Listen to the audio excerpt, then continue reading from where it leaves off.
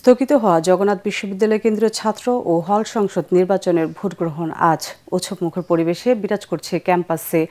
তবে নির্বাচন নিরপেক্ষ হবে কিনা তা নিয়ে সোমবার সংশয় জানিয়েছে ঐক্যনির্ভীক জপিয়ান প্যানেল।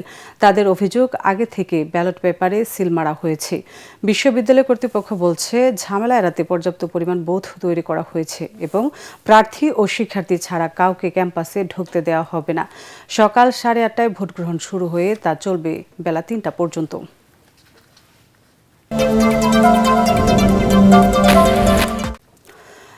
বিগত 16 বছরের র্যাব ও পুলিশের বিরুদ্ধে গুমের অভিযোগ সবচেয়ে বেশি বলে মন্তব্য করেছেন গুম সংক্রান্ত commission of ইনকোয়ারির chairman Moinul Islam Chowdhury. গুলশানে কমিশন অফিসে এক সংবাদ সম্মেলনে তিনি বলেন, ডিবি, সিটিটিসি ও ডিজিএফআই ও এনএসআই এর মতো সংস্থাও গুম ও খুনের অভিযোগ থেকে মুক্ত নয়। দেশে বলপূর্বক গুম ও মানবাধিকার লঙ্ঘনের অবসান ঘটাতে কমিশন আর্মড পুলিশ ব্যাটালিয়ন আইন 2003 এর 13 ধারা বাতিল সহ র্যাব বিলুপ্তি ও আয়না ঘরগুলোকে জাদুঘরে রূপান্তরের পরামর্শ দিয়েছে গুম কমিশন। বিস্তারিত জানাচ্ছেন সৈয়দ রিয়াজ। গুম সংক্রান্ত কমিশন রোববার প্রধান উপদেষ্টা ডক্টর মোহাম্মদ ইউনূসের কাছে তাদের চূড়ান্ত প্রতিবেদন জমা দেন। এ উপলক্ষে রাজধানীতে আয়োজিত এক সংবাদ সম্মেলনে কমিশনের চেয়ারম্যান বলেন, 2009 সালের 6 জানুয়ারি থেকে 24-এর 25 আগস্ট পর্যন্ত 16 বছরে গুমের পিছনে রাজনৈতিক উদ্দেশ্য ছিল। এ সময়ের মধ্যে গুমের শিকার 765 জনের মধ্যে বিএনপি ও এর অঙ্গ সংগঠনের নেতাকর্মীরা 34% বেশি। জামাত শিবিরের নেতাকর্মীদের মধ্যে 4.9% এবং তৎকালীন সরকারি দল ও এর অঙ্গ সংগঠন যুবলীগের গুম হওয়া 11 জন নেতাকর্মীরও কোনো সন্ধান পাওয়া যায়নি। কমিশনে দাখিলকৃত 1913টি অভিযোগের মধ্য হতে একাধিকবার দায়েরকৃত 231টি অভিযোগ এবং যাচাই বাছাই অন্তে প্রাথমিক ইনকোয়ারির পর গুমের সংজ্ঞার বহির্ভূত বিবেচনায় 113টি অভিযোগ বাতিল করা হয়। সংবাদ সম্মেলনে জানানো হয়, 25% গুমের সাথে জড়িত র্যাব, এরপরে পুলিশের অবস্থান। এছাড়াও গুমের অভিযোগ রয়েছে অন্যান্য গোয়েন্দা সংস্থার বিরুদ্ধে। কমিশনের অনুসন্ধানে দেখা যায়, প্রায় 25% গুমের অভিযোগে র্যাব জড়িত, এরপর পুলিশ 23%। এছাড়াও ডিবি, সিটিটিসি, ডিজিএফআই ও এনএসআই ব্যাপকভাবে গুম করেছে।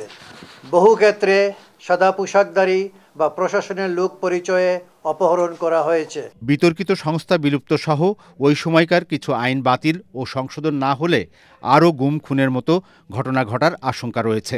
র্যাপিড অ্যাকশন ব্যাটালিয়ন বিলুপ্তিকরণ, আভ্যন্তরীণ আইনশৃঙ্খলা রক্ষার দায়িত্ব থেকে সশস্ত্র বাহিনীকে প্রত্যাহার, সন্ত্রাস বিরোধী আইন 2009 বাতিল, আর্মড পুলিশ ব্যাটালিয়ন আইন 2003-এর 13 ধারা বাতিল এবং সত্য, স্মৃতি ও জবাবদিহির প্রতীক হিসাবে আয়নাঘরগুলোকে জাদুঘরে রূপান্তরের সুপারিশ অন্তর্ভুক্ত রয়েছে। গুম খুনের মতো লোমহর্ষক মানবাধিকার লঙ্ঘন নিয়ন্ত্রণে আইন শৃঙ্খলা বাহিনীর জন্য বাধ্যতামূলক মানবাধিকার প্রশিক্ষণ, ভুক্তভোগী কেন্দ্রিক ন্যায় বিচার, ক্ষতিপূরণ ও পুনর্বাসন নিশ্চিত করারও পরামর্শ দেন কমিশন চেয়ারম্যান।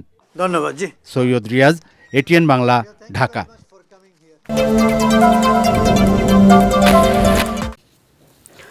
পরিবেশ সন্তোষজনক দাবি করে অবাধ ও সুষ্ঠু নির্বাচন করার ব্যাপারে আশাবাদী প্রধান নির্বাচন commissioner AMM Nasir Uddin.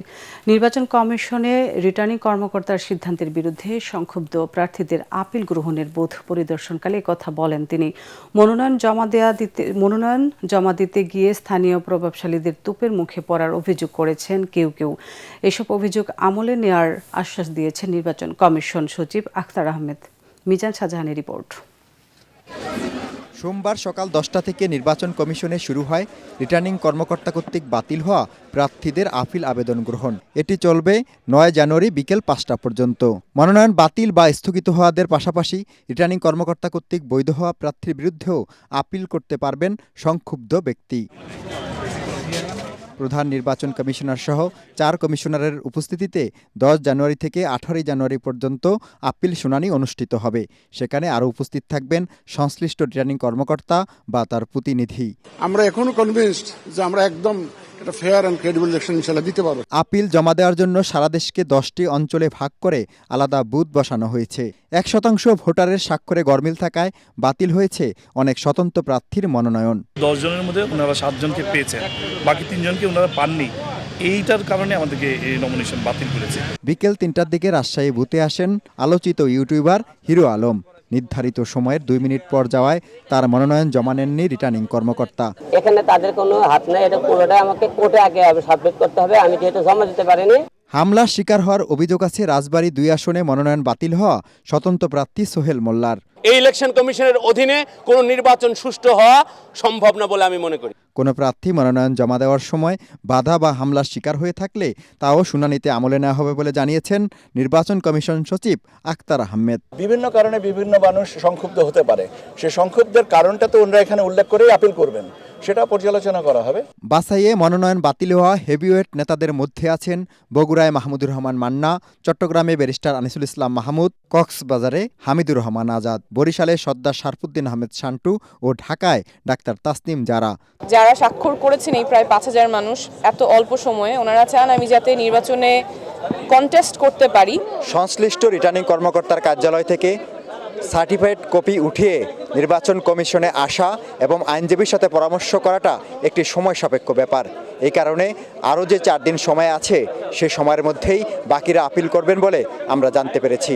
Mizan Shahjahan, ATN Bangla, নির্বাচন কমিশন, ঢাকা। 12 ফেব্রুয়ারি নির্বাচন করতে অটল সরকার। ভোট বানচালের ষড়যন্ত্র কঠোরভাবে প্রতিহত করা হবে বলে জানালেন স্বরাষ্ট্র উপদেষ্টা জাহাঙ্গীর আলম চৌধুরী। সচিবালয়ে আইনশৃঙ্খলা সংক্রান্ত উপদেষ্টা কমিটির বৈঠক শেষে তিনি আরও বলেন, ভোটের দিন নিরাপত্তা নিশ্চিতে সব ধরনের ব্যবস্থা নেওয়া হয়েছে। প্রচারণায় রাস্তায় সমাবেশ করা যাবে না। এ সময় স্বরাষ্ট্র সচিব জানান, 7 জানুয়ারির মধ্যে ওসমান হাদি হত্যা মামলার চার্জশিট দেওয়া হবে। রিপোর্টে জানাচ্ছেন মাহবুব কবির চপল। তীব্র শীতের মধ্যেও ভোটের উত্তাপ ছড়াচ্ছে সারা দেশে। চলছে মনোনয়ন যাচাই বাছাই। যাদের বৈধ হয়েছে তারা অনানুষ্ঠানিক প্রচারণা শুরু করেছেন। এত কিছুর পরও 12 ফেব্রুয়ারি ভোট হবে কিনা তা নিয়ে সংশয় আছে অনেকের।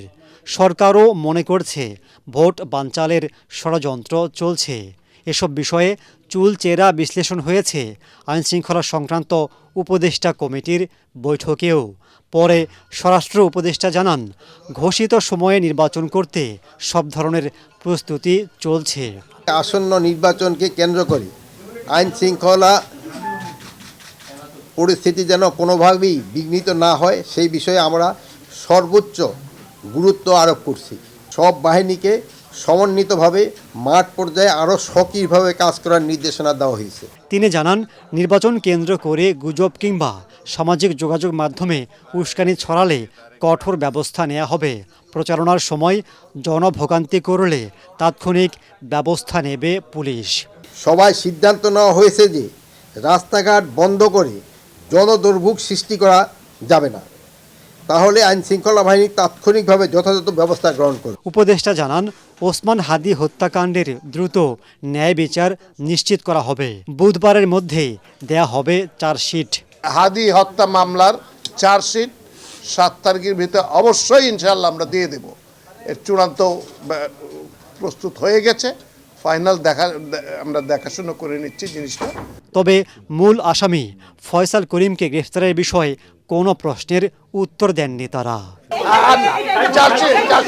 মাহবুব কবির চপল, এটিএন বাংলা, ঢাকা। সমস্ত জানতে পারবেন আমরা। ৭১-এর মহান মুক্তিযুদ্ধ বাংলাদেশের মূল ভিত্তি।